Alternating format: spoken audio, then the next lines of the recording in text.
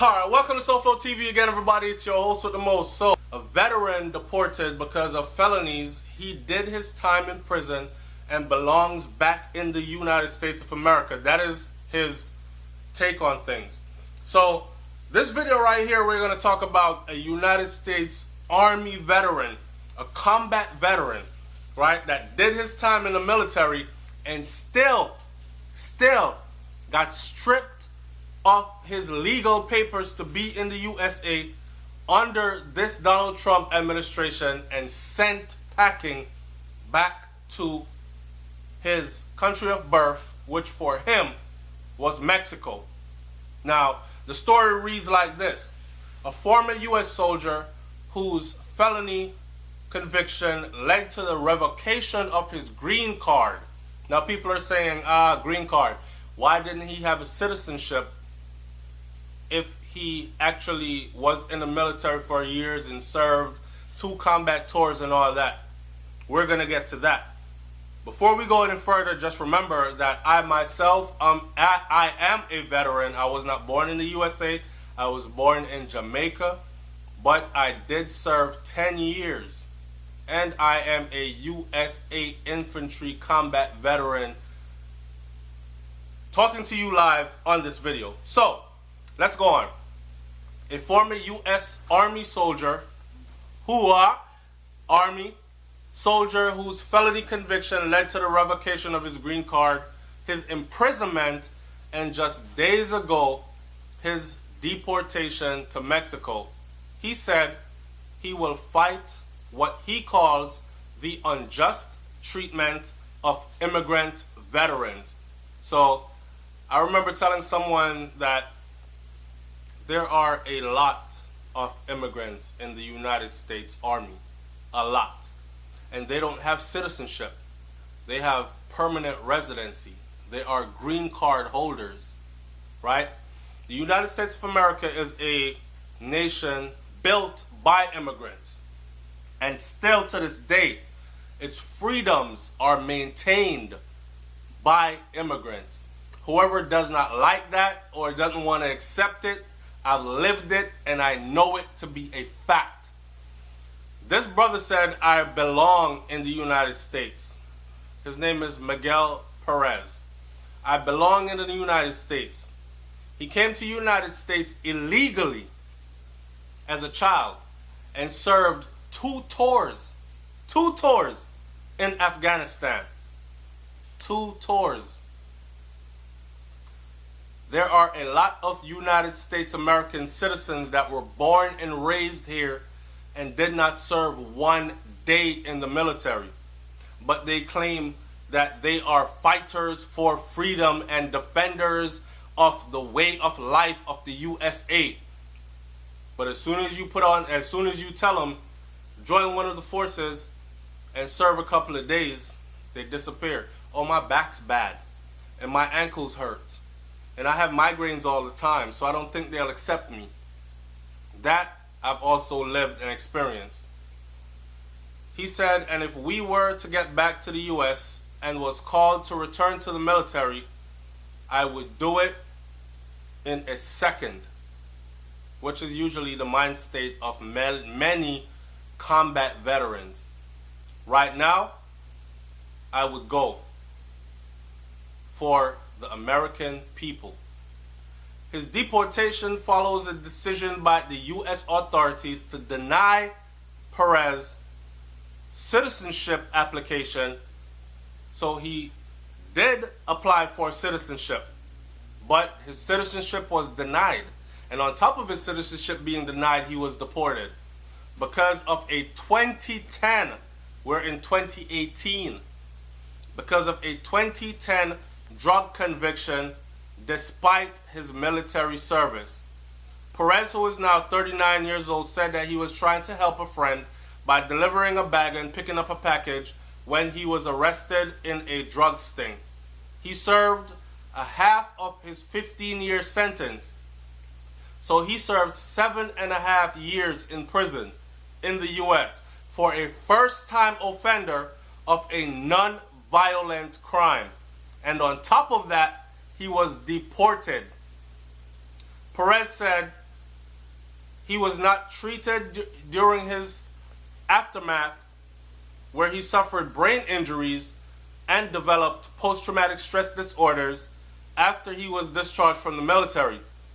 He developed a drug addiction because he was trying to cope, right? And after developing that drug addiction because he was trying to cope, led him down the wrong path. He said he committed a crime, but really he was not a criminal.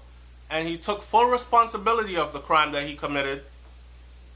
Said he got no support for his PTSD and got very little support from the VA. The VA. What a joke.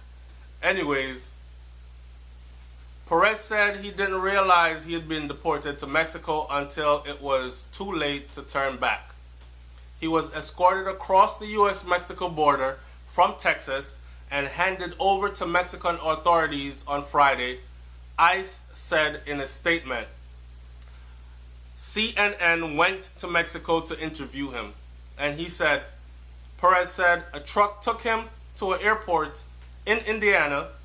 He was then flown to Brownsville, where I've worked for 13 weeks, which is right all the way down there.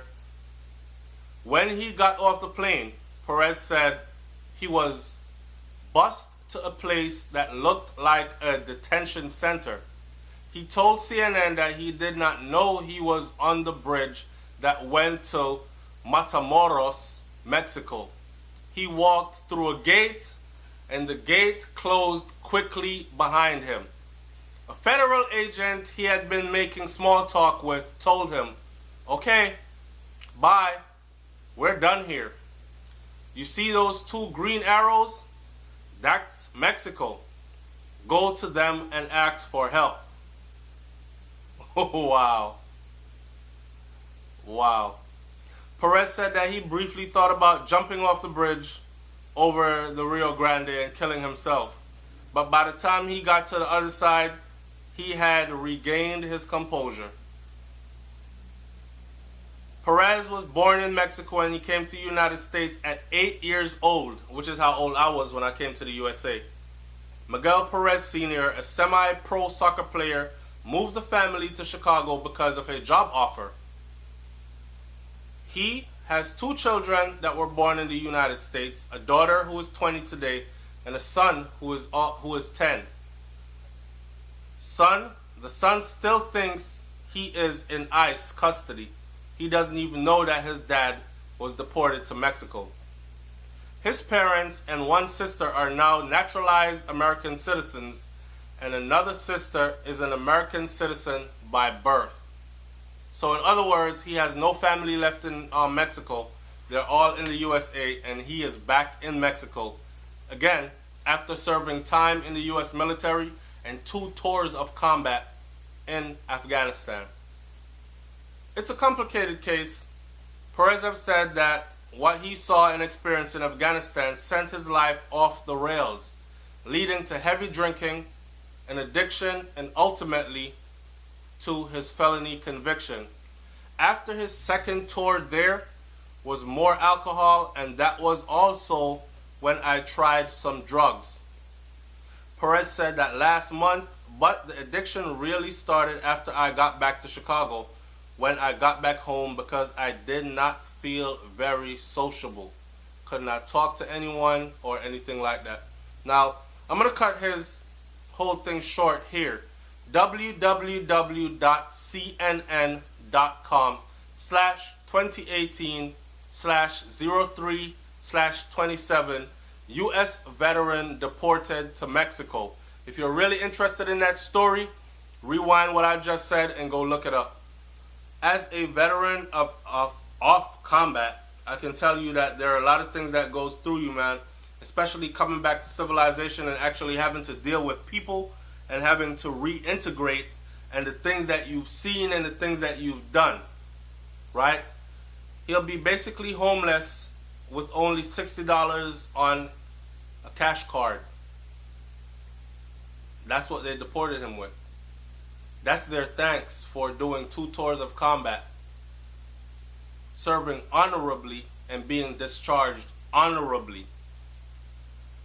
I just thought I'd put that story out there. I don't want to say too much more because I might myself get emotional reading all this to you. But leave your comment in the comment section below and let me know what you think about this. I've been telling my Jamaican people recently that you can be stripped off your citizenship and you no longer have to be involved in espionage and all this other extra big stuff. Treason and all this. All that stuff you're reading on YouTube, you don't have to do all that anymore. Traffic violations are enough now under this new administration to make you or to have you sitting in the country of your birth where you've never been and being homeless and a stranger in a strange land, right? I just thought I'd bring the story up because I found it very interesting, because I'm still in shock, because I thought that we leave no soldier behind and we take care of everyone that's of our brotherhood. But to see this brother, a combat veteran, twice deported in the condition that he was deported in, you brought him to the gate and told him those 2 green arrows, go up there and ask for help. That's Mexico. Close the gate behind him with $60 on a cash card, knowing he has no family left there. It's sad, but be very aware though, right? Now's not the time to cry. Now's the time to actually be very aware and put yourself in a position to never be a victim of what is happening now in real time. It's SoFlo TV, man. Like, comment, share, subscribe. Leave your comment in the comment section below. Let me know what you think about this one. I'm up out of here. Peace. Shout out to 118 U.S. Army Infantry, 126, and all my infantry brothers from Fort Benning, Georgia, home of the infantry. I'm out. Peace.